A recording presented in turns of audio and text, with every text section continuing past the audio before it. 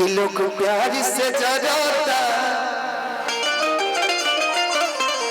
बदनाम सलाइबा साम लगता। लेकिन आज हम ही नहीं कौन जानते नहीं कर कि हम है यूपी बिहार वाला हवे। एकदम सही बात बा। आ हीरो हैंडसम हथियार वाला ना लभर हमारी लोहारी तो हवे कि एकरा के आँख जो नी मोरे हो ये सखी ई हमार वाला हवे। सही बात बा। एक बार बोल दीजिए ना। सही बात है। एक बार बोल दीजिए ना। बोल तो रहे हैं। एक बार बोल दीजिए। ई हमार वाला हवे। नहीं हमारे वाला के बाद आगे वाला भी बोल दीजिए ना।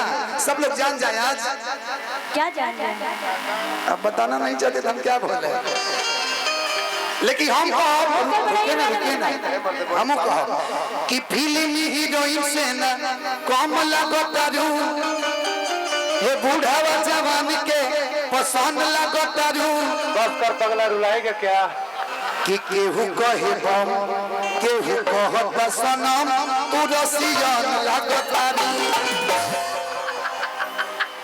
ना सही बात है। जब इतना तारीफ करते नहीं तो एक लाइन सुन ली। हाँ Khushi I love you serious I love you serious.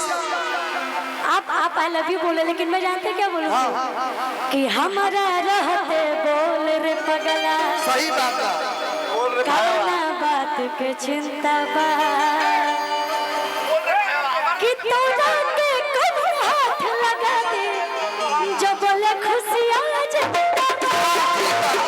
लेकिन तोहरे गाना जम गई कि चश्मा लगा के हैंडसम लगता रो तही अगिलवा में जखम दी नाम धइले बिया खुशी इहे गम दी। हेलो हेलो ये सही बात बा जानते नहीं का है। हम लगता रो कि साउथ वाला हीरो से ना अरे कम लगता रो कि तोहरे के दिल हम देहबे करे जा तू तो बम लगता रो।